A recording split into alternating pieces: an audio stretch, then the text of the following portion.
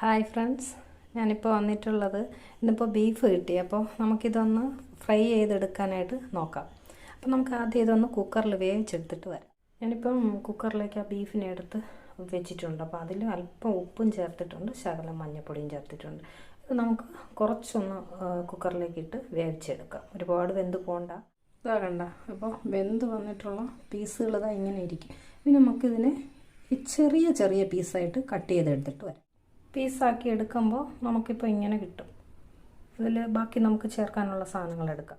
ഇവിടെ മിക്സിയുടെ ജാറിലേക്ക് കുറച്ച് ഇഞ്ചി എടുത്തിട്ടുണ്ട്, കുറച്ച് വെളുത്തുള്ളി, മുളക് എടുത്തിട്ടുണ്ട്. നമുക്ക് അരച്ചെടുക്കാം. ഞാനിപ്പോൾ അരച്ചെടുത്ത മുളകിലേക്ക് ഒരല്പം കുരുമുളക് പൊടി, ഉപ്പ്, പിന്നെ കുറച്ച് കോൺഫ്ലവർ എന്നിവ ചേർത്തിട്ടുണ്ട്. ഇനി ഇതൊന്ന് നമുക്ക് മിക്സ് ചെയ്തെടുക്കാം. ഇതിൽ കുറച്ച് വിനാഗിരിയും കൂടെ ഒന്ന് ചേർത്ത് കൊടുക്കാം. അപ്പം വിനാഗിരി ചേർത്ത് കൊടുക്കാം. ഇനി നമുക്കിതിലേക്ക് ബീഫ് ഒന്ന് ഇട്ട് എടുക്കാം.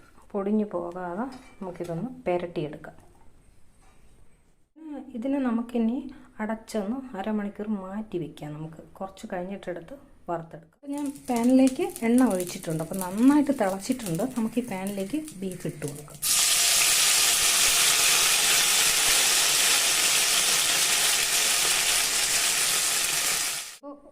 ബീഫ് ഫ്രൈ ഇവിടെ തയ്യാറായിട്ടുണ്ട്.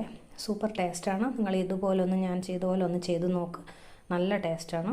അപ്പോൾ എൻ്റെ ചാനൽ ഒന്ന് സബ്സ്ക്രൈബ് ചെയ്ത് സപ്പോർട്ട് ചെയ്യണം, ലൈക്ക് ചെയ്യണം, ഷെയർ ചെയ്യണം. അപ്പോൾ പുതിയൊരു വീഡിയോ ആയിട്ട് വീണ്ടും കാണാം.